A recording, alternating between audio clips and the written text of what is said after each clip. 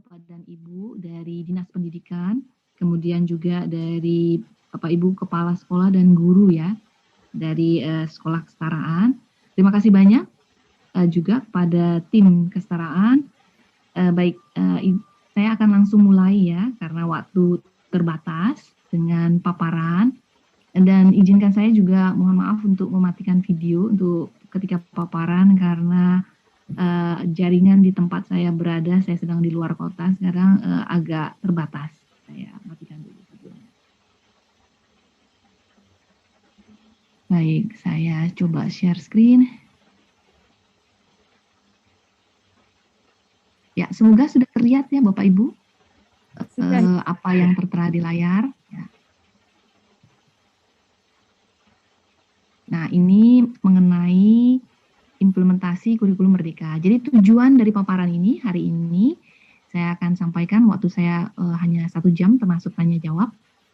Jadi menyampaikan mengenai 6 strategi atau dukungan Kemendikbudristek dalam implementasi kurikulum merdeka secara mandiri ini, menyampaikan prinsip-prinsip dalam mengelola program dan kegiatan dengan kompleksitas tinggi agar program dan kegiatan terlaksana secara optimal dan efisien.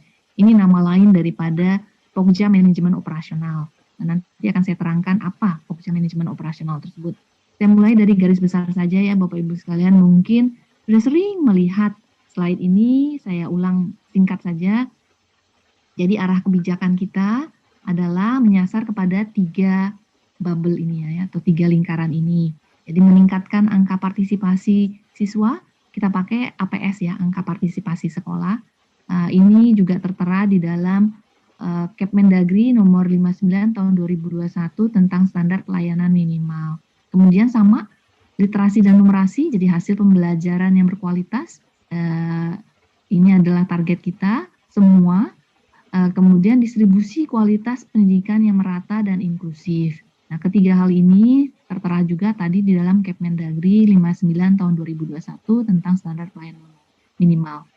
Nah, jadi kalau kita lihat Bapak Ibu sekalian, tujuannya adalah mencapai visi pendidikan, yaitu menciptakan masyarakat Indonesia maju berdaulat, mandiri, dan berkepribadian melalui terciptanya pelajar Pancasila. Jadi ini latar belakangnya ya. Nah, oleh karena itu, Kemendikbudristek sudah mengeluarkan berbagai kebijakan Merdeka Belajar. Nah, Merdeka Belajar sekarang sebenarnya sudah ada 21 Bapak Ibu sekalian, ini slide-nya belum diupdate karena dibuat beberapa minggu yang lalu. Nah, ini bisa dilihat ya, dan ini ada yang saya lingkarin, Merdeka Belajar 15, ini diluncurkan kalau saya tidak salah tanggal 1 Februari ya, di awal Februari tahun 2022. Jadi ini kurikulum merdeka dan platform Merdeka Mengajar atau yang biasa kita sebut PMM. Nah, ini garis besarnya transformasi yang ingin kita lakukan. Kalau dari semua yang tadi sudah saya sebutkan, program Merdeka Belajar itu, kalau sebelumnya belajar itu kewajiban atau tugas, jadi anak-anak kalau kita bangunin mau ke sekolah itu susah banget, berat banget ya. Jadi kita harapkan belajar itu menjadi pengalaman yang menyenangkan. Ya, jadi bersemangat anak-anak kalau mau pergi ke sekolah. Nah, guru penyampai informasi atau pengetahuan, nah diharapkan guru menjadi fasilitator yang menginspirasi dalam kegiatan pembelajaran sehingga terjadi diskusi-diskusi dan sumber-sumbernya juga bisa berasal dari berbagai macam. Pendekatan lebih kepada homogen ya, satu ukuran untuk semua. Jadi di dalam satu kelas biasanya kita mengajarnya satu cara saja.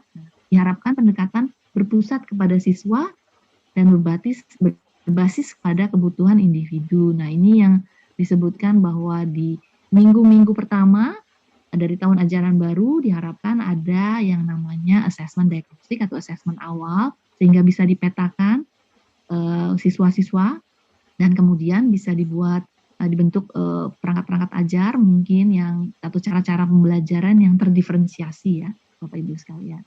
Nah, kalau kegiatan pembelajaran belum optimal memanfaatkan teknologi, ya diharapkan lebih memanfaatkan teknologi, makanya ada yang namanya platform Merdeka Mengajar tadi.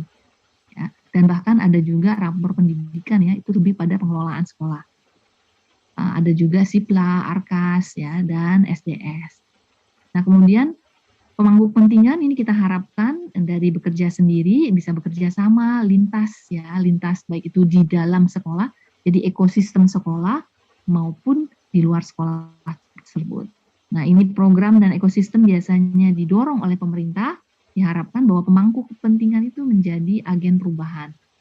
Jadi ini yang diharapkan ya Bapak Ibu tadi, makanya dengan banyaknya Merdeka Belajar, program Merdeka Belajar atau kebijakan Merdeka Belajar. Ini seperti yang Bapak Ibu sudah ketahui, salah satu caranya adalah dengan meluncurkan kurikulum merdeka. Kurikulum merdeka itu merupakan pilihan. Ya, jadi Bapak Ibu yang memilihnya bisa mandiri belajar, itu artinya masih menggunakan kurikulum K13, jadi nanti di Dapodik tidak akan diganti kurikulumnya, ya Bapak Ibu sekalian masih tetap pakai K13, tapi prinsip-prinsipnya sudah mulai diterapkan. Ya, prinsipnya seperti apa? Misalnya tadi kalau merasa bahwa diperlukan untuk melakukan assessment awal, ya silahkan bisa diadopsi untuk yang K13 ini. Nah, kemudian juga ada yang P5 ya, proyek penguatan profil pelajar Pancasila. Itu bisa juga diadaptasi, tapi memang itu akan perlu dilakukan di luar daripada jam yang sudah ditentukan untuk kurikulum K13. Nah, kemudian mandiri berubah. Kalau mandiri berubah ini kan di dapilnya nanti diganti menjadi kurikulum merdeka, berarti nanti kan ada beberapa mapel yang berubah, tidak banyak ya Bapak-Ibu sekalian. Kalau di SD kan IPAS, kalau di SMP, SMA itu informatika ya yang jadi wajib, dan kalau di SMA itu memang tidak ada penjurusan dan mata pelajaran pilihan untuk yang kelas 11-12. Nah, seperti itu. Untuk mandiri berubah dan mandiri berbagi ini kan sama-sama nanti di Dapodik akan diganti kurikulumnya menjadi kurikulum merdeka. Ya. Perbedaannya adalah perangkat ajarnya. Kalau perangkat ajarnya mandiri berubah itu bisa menggunakan apa yang sudah disediakan, ya kan? Diadaptasi atau mau dipakai langsung, monggo saja. Kemudian yang mandiri berbagi ini adalah membuat sendiri ya perangkat ajarnya. Nah, seperti itu yang ditawarkan kepada Bapak Ibu semua di Indonesia.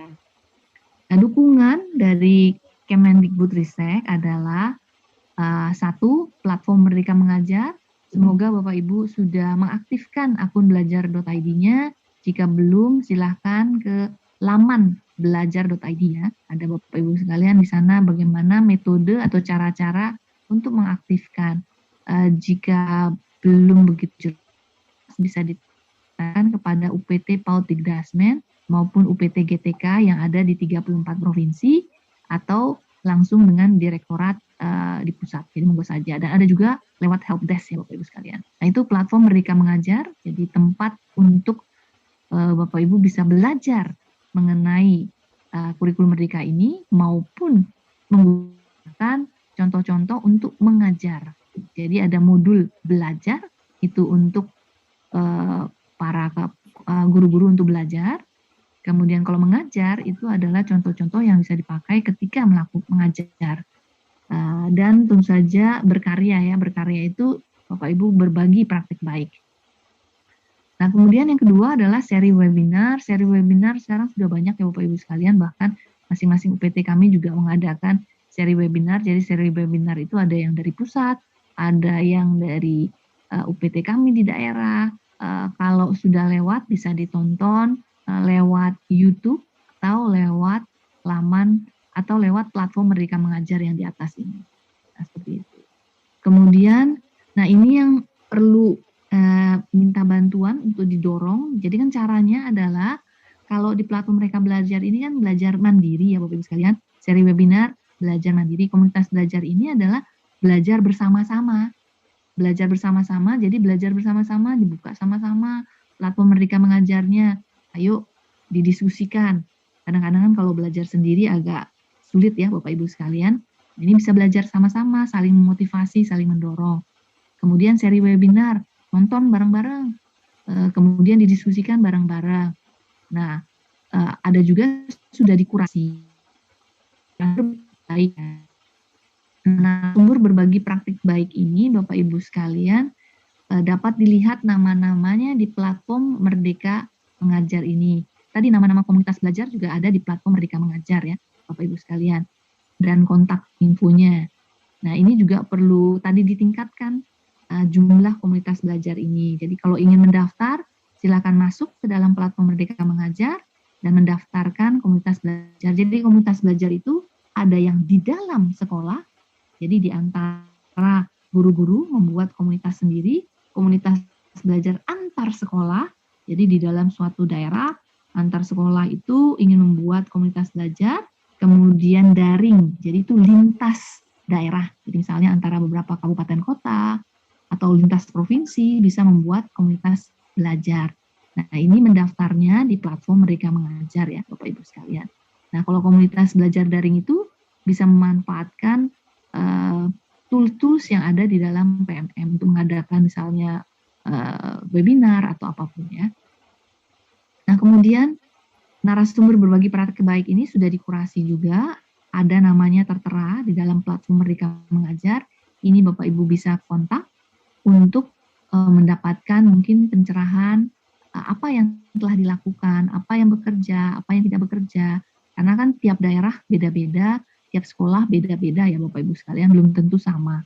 Nah, tapi mungkin ada hal-hal yang bisa dipelajari. Narasumber berbagi praktik baik ini adalah guru-guru dari sekolah penggerak dan dari SMK Pusat Keunggulan SMK PK. Jadi ini sudah dikurasi dan mereka bisa dikontak. Nah, cuman ketika dikontak perlu tahu bahwa mereka terbatas waktunya. Jadi karena mereka kan mengajar sendiri Bapak Ibu sekalian di sekolah penggerak maupun di SMK PK. Jadi tidak bisa selalu dipanggil dalam setiap bulan, nanti kasihan anak-anaknya yang ada di sekolah penggerak dan di SMK PK.